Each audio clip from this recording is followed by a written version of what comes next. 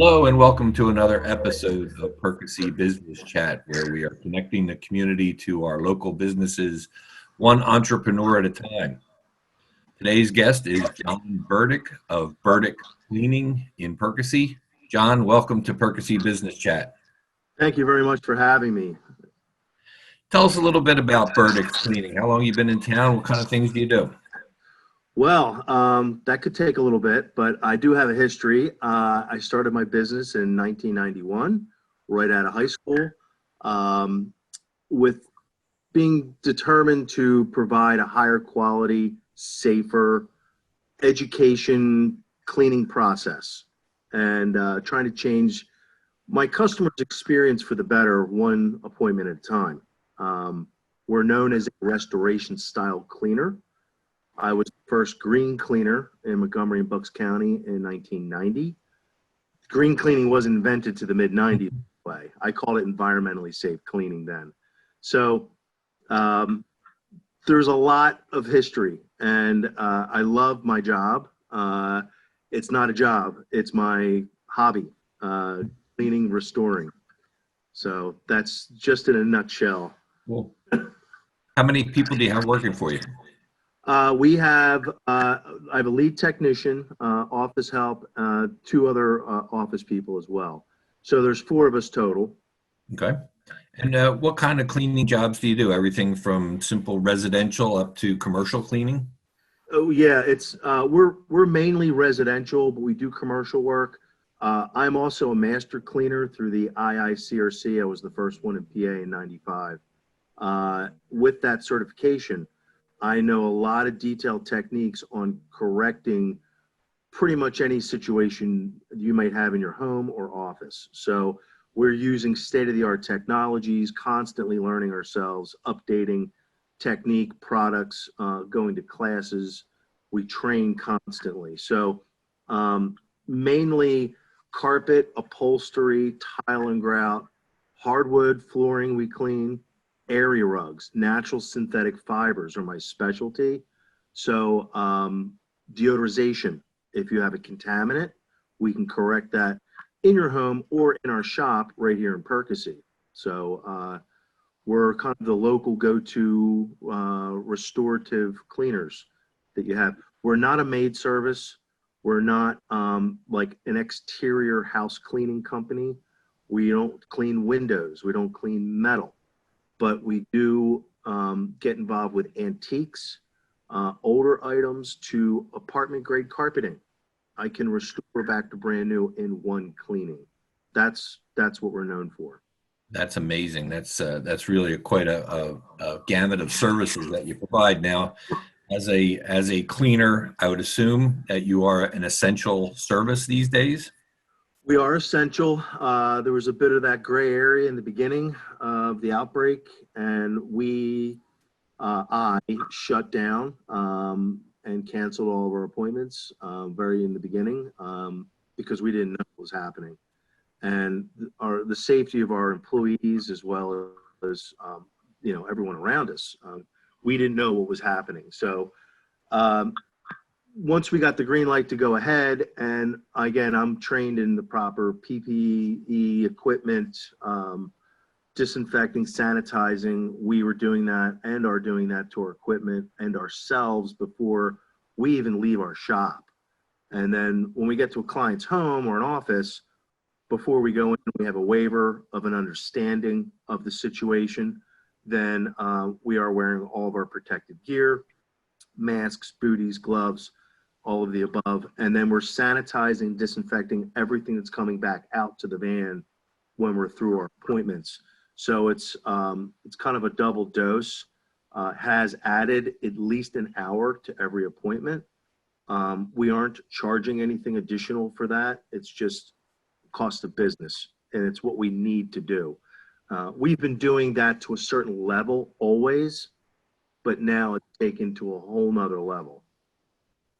That's great to know that you're having that level of detail when you're going to folks' homes. That's important to everybody involved. How has your level of business been since the pandemic hit? Are you up? Are you down? Dramatically down. Again, we practically have not been working at an absolute trickle. It's more, you know, inter office work at this point. We're critiquing our equipment, our products. It's been a very skeleton crew, low, not much going on. We may have an emergency here and there. I had, one appointment before Easter that was an emergency situation. They had to get it corrected. I was able to take the rug that they had from their home into my shop. So I wasn't really interacting with anybody. And that was kind of the only thing we've really been doing. We offer a pickup and drop off service for area rugs. So we clean them in our shop here and decontaminate them. It's a controlled environment. So then everything's wrapped in Tyvek and delivered back to their home or office. Right. Pretty much the only thing we've really done. We're not, we should be averaging 3 or 4 jobs a day right now, and we have nothing. It's completely locked down. So have you applied for any sort of government assistance, federal, state, local, anything to help you get through these tough times? Yes, we applied for the payroll protection program. My accountant has gone ahead and set that up for me in the very beginning. We've never heard anything, and then we've got notification that the funds were depleted. So, and of course it says, you're not being discounted. It's just, please stand by. But that tells me there's nothing. Right. We do understand that there is a second round in the works. We hope for another 200 or 300 billion dollars, and yeah, right, in that queue to get some help. And we signed up pretty much within the day of that notification. So I'm sure that the other hundreds of millions of business owners did the same thing. So we just got pushed to the back of the pile, I guess. How long can you hang in there under these kind of circumstances? Well, I've been in this business for 30 years, and it is seasonal. So one of my strengths has been that we planned ahead, and we do have, a certain surplus. However, that usually is through the winter time to keep going. So we're just coming out of that deficit, and this is the beginning of our season is early March, and it's been absolutely dead. So we're gonna, become very creative. I have talked with my employees, and they know that we're only working when there's stuff that comes in. Again, it's very minimal amount of work, but I'm hoping that things are going to change very quickly here, and hopefully by early or mid-May, we'll all be back to 100%. That's what I'm shooting for. And I don't know how long I can hold out. Between loans and money that we had set aside, I'm doing my best to stay in place for a while. And this is a family-owned business, so this is how your family survives. It is. Yeah, well, I'm not a franchise. I don't have a corporate office that's going to help me out. This is me, John Burdick, Burdick's Cleaning. That's the name on the van. And I'm independent, and I do have employees that depend on me. So, we are trying to market and go out and do cleaning appointments that are safe, and we're pre-qualifying them as well as ourselves. And when that checks out, then we were able to do the appointment. And, they're just, everybody's scared right now. They don't want anybody coming in, everybody's keeping their distance, and that's for good reason.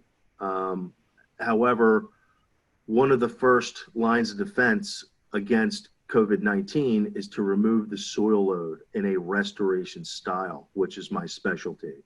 Then sanitize, which we also are offering at no additional fees.